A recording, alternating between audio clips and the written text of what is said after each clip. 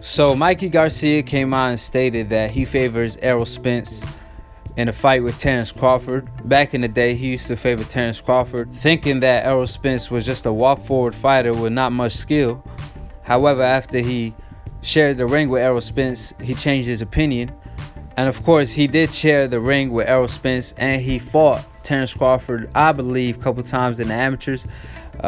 There's reports that say he lost like 3 fights to Terence Crawford, and there's also reports that states that he only lost 1 fight. I believe at one point I heard Robert Garcia state that Terence Crawford beat Mikey Garcia 3 times in the amateurs.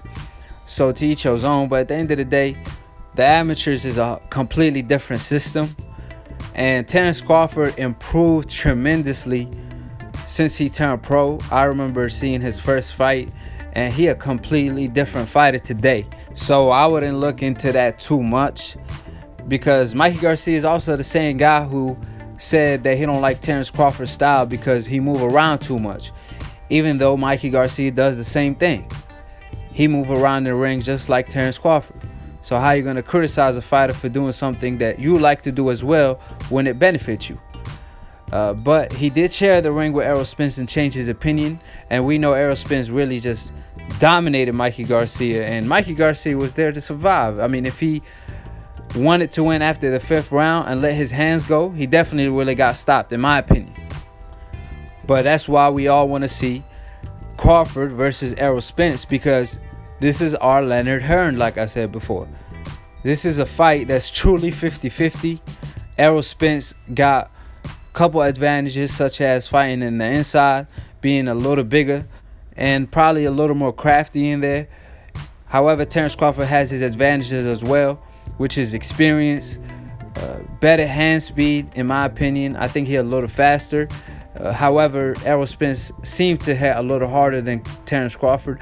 And of course, they both go to the body very effectively. Errol Spence is more of a body snatcher. Terence Crawford counters to the body, which is very effective. So the fight is very intriguing, and we cannot wait to see it. But of course, Errol Spence has Sean Porter in front of him, so he got to take care of business. And then he even might fight Keith Thurman. Sometimes run time.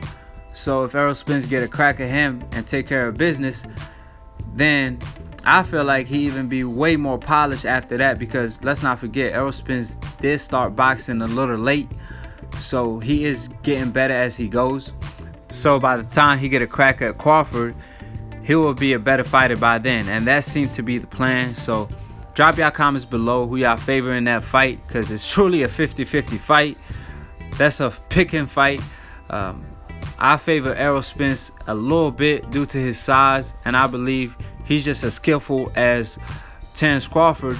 He just haven't been showing it, because if you could beat a fighter with plan A, why would you resort to plan B?